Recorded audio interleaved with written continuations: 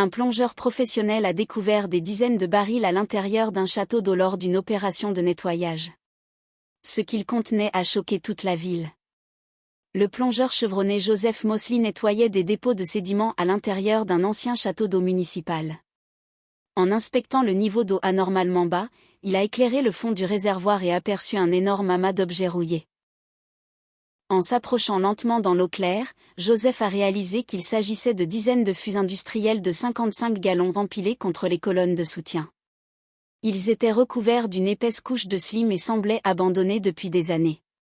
Intrigué par la présence de tels barils dans une réserve d'eau potable, il a alerté son équipe et s'est approché du conteneur le plus proche.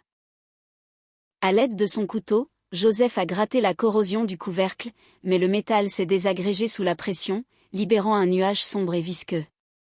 En voyant cette substance noire se répandre dans l'eau, Joseph a reculé en panique et a immédiatement contacté l'Agence américaine de protection de l'environnement, EPA. À l'intérieur des barils, les autorités ont identifié un mélange concentré d'herbicides toxiques et de déchets chimiques, très similaire à la composition de l'agent orange. Les enquêteurs ont retracé les numéros de série jusqu'à un groupe clandestin opposé au projet d'aménagement, qui aurait utilisé des treuils pour descendre les fûts dans le château d'eau pendant des tempêtes dans les années 1980, afin de provoquer des évacuations et bloquer l'expansion urbaine.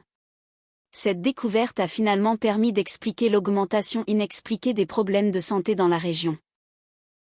L'EPA a déclaré le site zone de déchets dangereux, vidé le château d'eau et lancé une vaste enquête fédérale pour identifier les responsables.